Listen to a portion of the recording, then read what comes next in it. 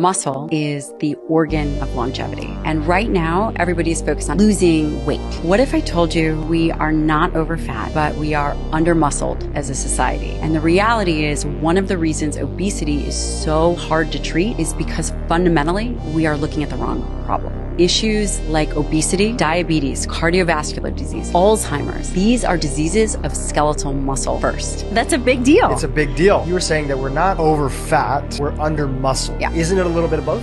So it is a little bit of both. And when I think about the idea of core treatment and symptomology, obesity is a symptom. It's not at the root. If individuals have healthy skeletal muscle, their survivability across all illnesses, which is very rare to be able to say that in medicine. If you have healthy skeletal muscle, you are not only going to be able to survive through issues that happened during the pandemic, but also you'll be metabolically healthy. I believe that obesity is a disease of skeletal muscle. And here is why. Insulin is the peptide hormone that is necessary to move glucose out of the bloodstream into cells. Skeletal muscle is the site for 80+% of glucose disposal. Which is why if you eat a big meal and then you go on a fast-paced walk or you're doing like some curls or some squats or whatever, that actually helps lower your blood sugar. Yes. Skeletal muscle is really at the focal point of metabolic regulation. Most importantly, insulin resistance starts in skeletal muscle first. Think about muscle as a suitcase.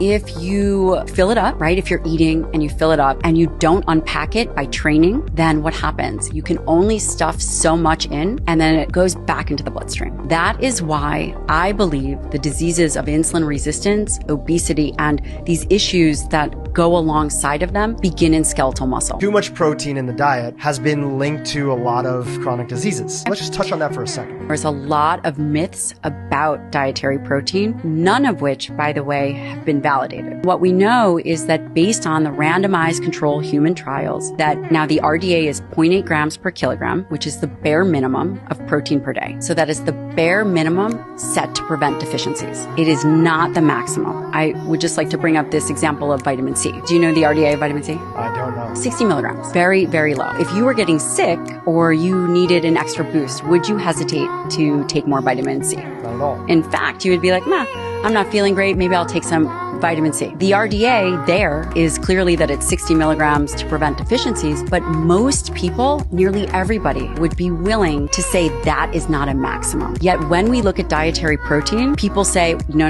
that's the maximum. And when you show somebody this graph, because it's so pronounced, I've never seen a person who doesn't just stop in their tracks because they cannot believe how much morbidity and mortality results from falling and frailty once you reach about the age of 70, 75. I mean, the data is there to back it up. They've done these meta-analyses of mortality showing that your lean body mass is inversely proportional to your risk of mortality. So the hazard ratio for being strong to not strong is about 3.2 for all-cause mortality. Think about that. Which is a big hazard ratio. It's a freaking staggering hazard ratio. Just the amount of benefit you will get from 3 times a week, 30 to 40 minutes of resistance training will be unbelievable in terms of your level of fitness and your ability to live a long, healthy life.